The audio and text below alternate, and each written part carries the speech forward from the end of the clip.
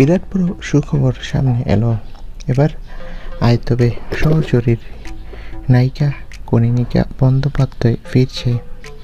কোন সিরিয়ালে ফিরছে অভিনেত্রী? বিস্তারিত জানতে ভিডিওটি দেখুন। ছোট পর্দার অভিনেত্রী কনীনিকা বন্দ্যোপাধ্যায় তার অভিনয় দেখার জন্য মুখিয়ে রয়েছে সিরিয়াল প্রেমীরা।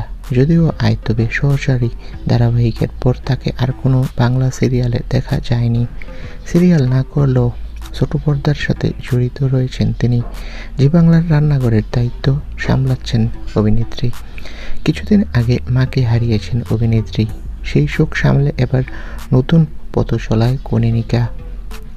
সূত্রের খবর বলছে, এবার জি বাংলার নতুন ধারাবাহিক পরিণীতায় গুরুত্বপূর্ণ চরিত্রে ফিরছে কনীনিকা বন্দ্যোপাধ্যায়।